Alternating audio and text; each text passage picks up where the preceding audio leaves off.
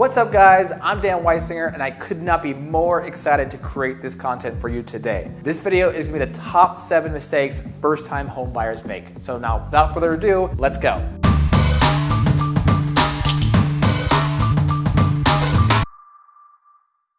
The first mistake that home buyers make is not checking their credit score. Guys, it's so easy right now to just jump on your smartphone and figure out what your credit score is. The one that I've used in the past is Credit Karma.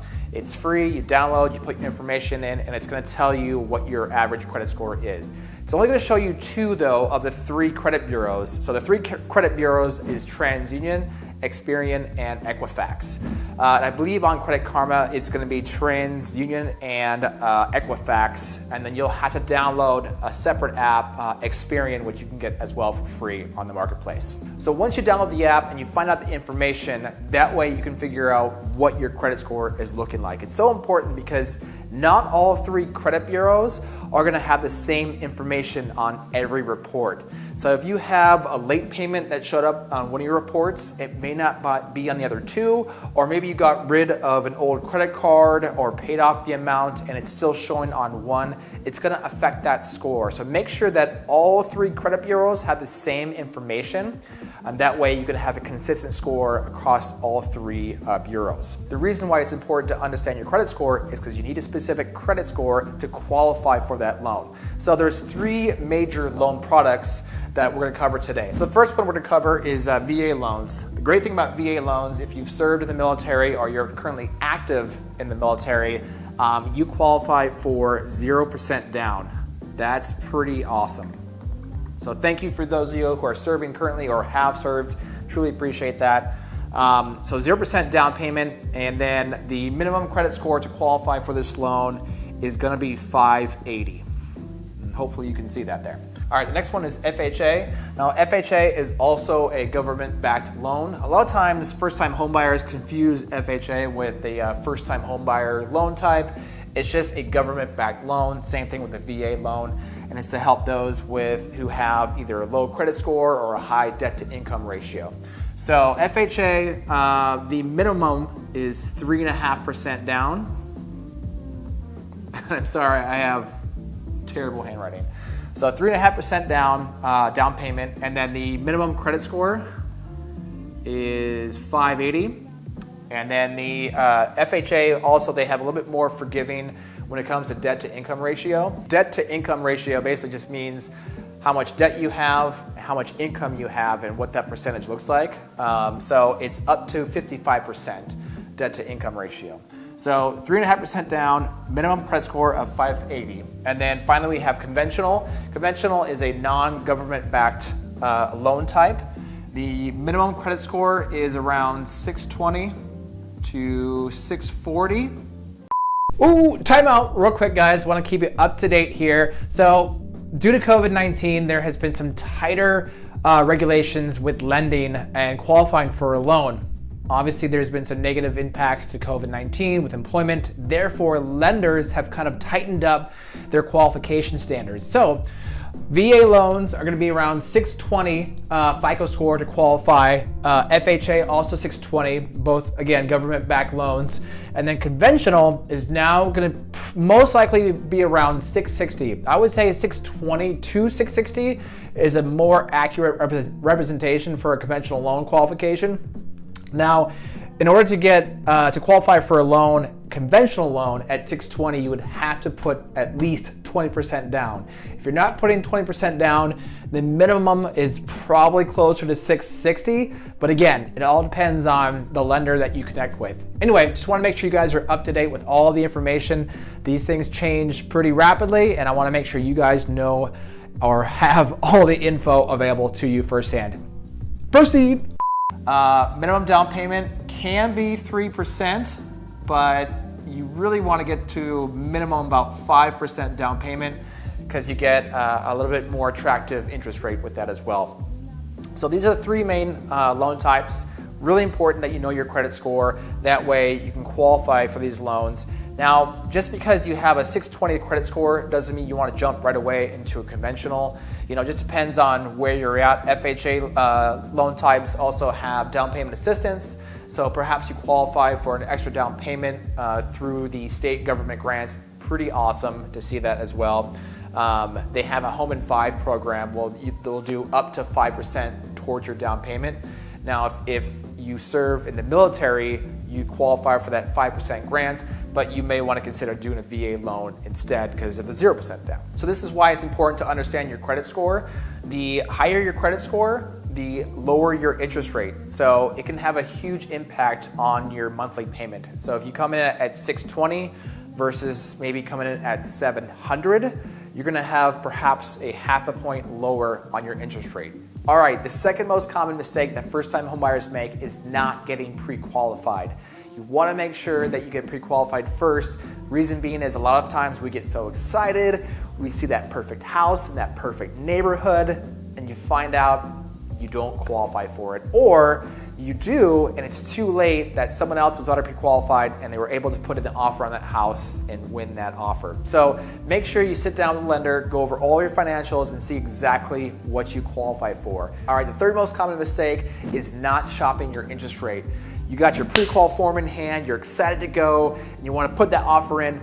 Whoop, wait a minute.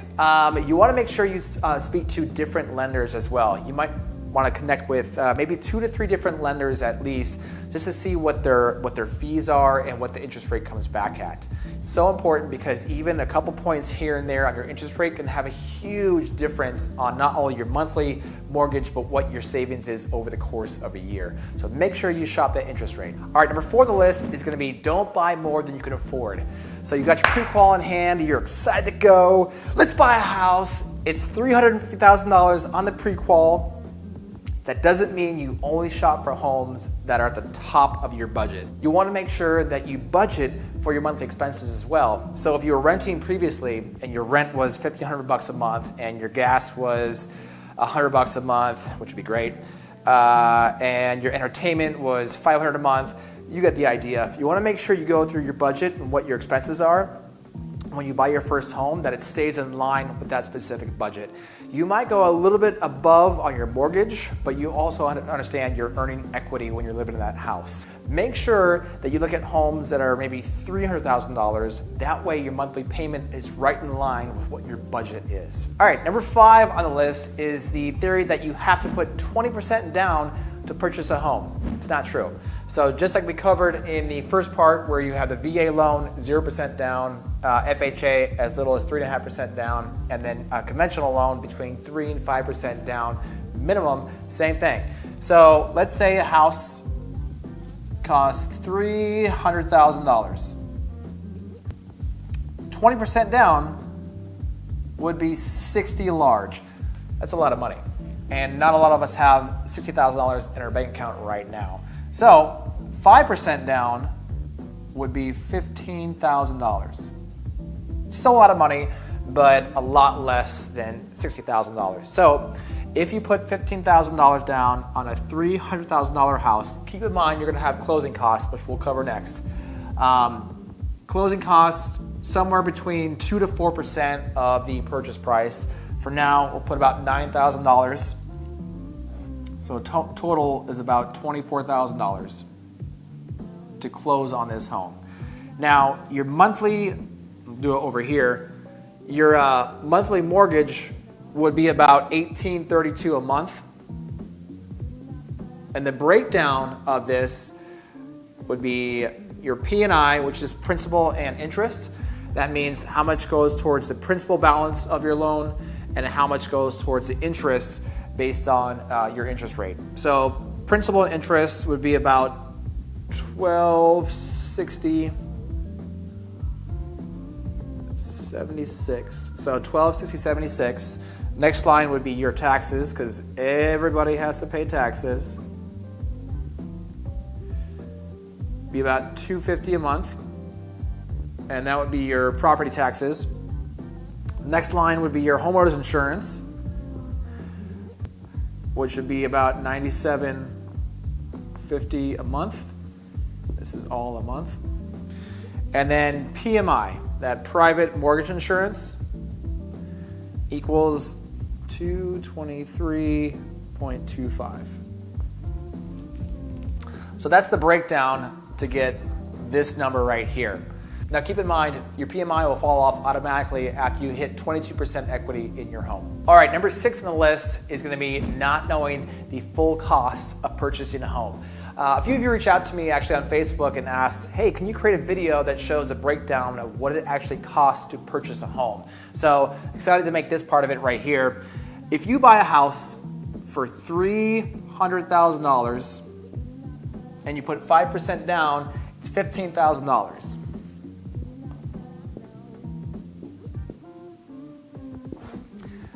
That's not where it stops right there. You're gonna have what's called closing costs. Closing costs are gonna be lender fees, title fees, appraisal costs, inspection costs, taxes. So for math purposes, we'll say that your closing costs are 3%. So 3% of $300,000 is $9,000. That's additional money that you have to put into the home in order to close the home completely. So again, that's lender fees, title fees, appraisal, taxes. That'll all count towards your closing costs of your home. Next thing you have to keep in mind is you're gonna have inspection fees. Now, a general inspection will run you, on average, about $450 to about $500. A termite inspection is usually around $65 to $75. I always recommend to my clients that they get a sewer line inspection. You are responsible for the sewer line in a home, and if there's issues with it, it's very, very expensive to fix. A sewer line inspection is on the higher side, around $250. The appraisal is typically about $500. And then any other additional inspections, let's say they inspect something in the electrical and they didn't like what they saw, so you have to bring in a qualified electrician to take a look at it, or something's wrong with the roof, so you need a roofer to come by. You might have an additional, $200 to $300 in inspections just to make sure that those items are fully inspected by an expert. So that total cost is, and I didn't do the math beforehand, so I'll do it right now. So that total is, hopefully you can see that, is $1,565.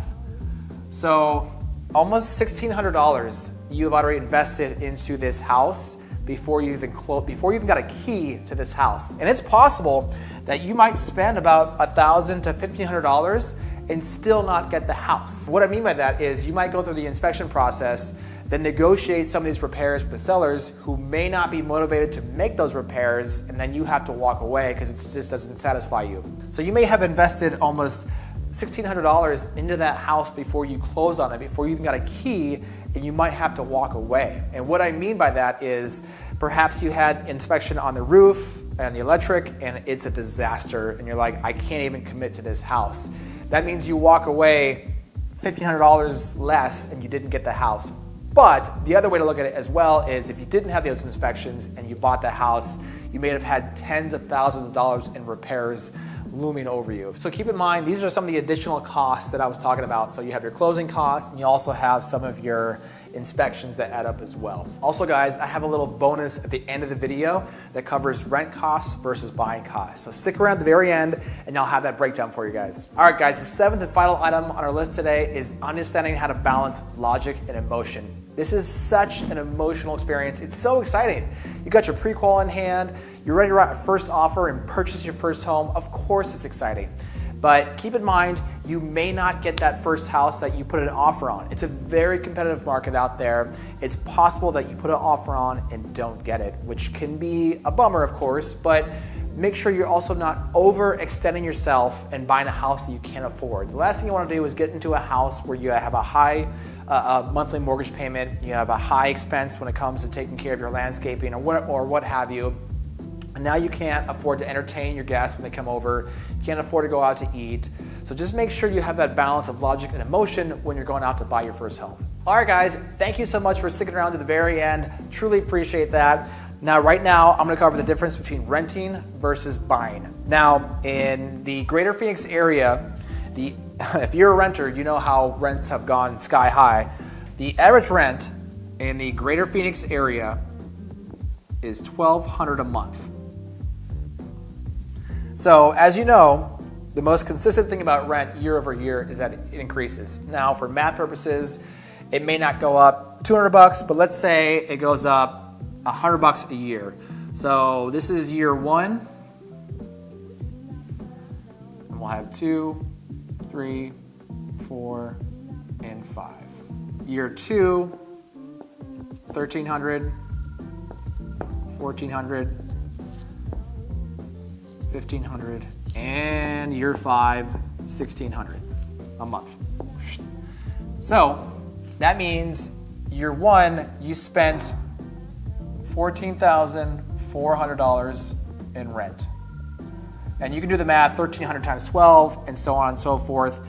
That in 5 years of renting, with rent going up, you would have spent $84,000 in rent in 5 years. It's pretty significant. Now let's just say the first house you bought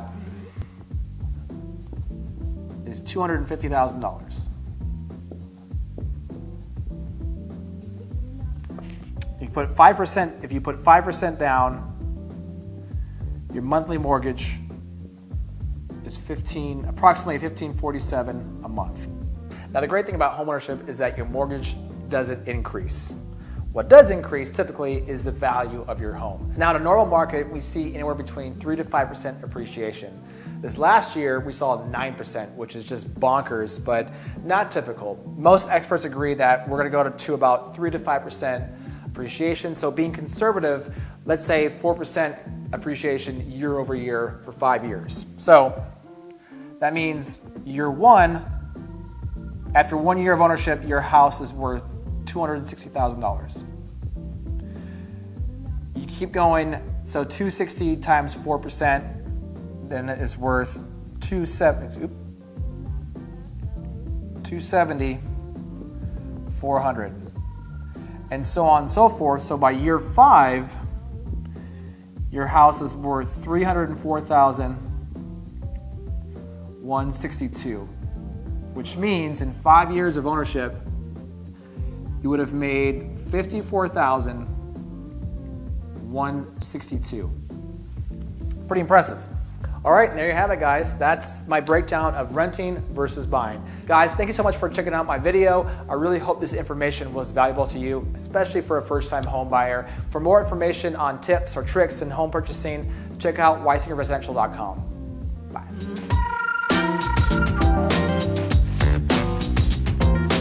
But the average, let's not it again. Must get every spec. Go to weisingerresidential.com for more info. Woo.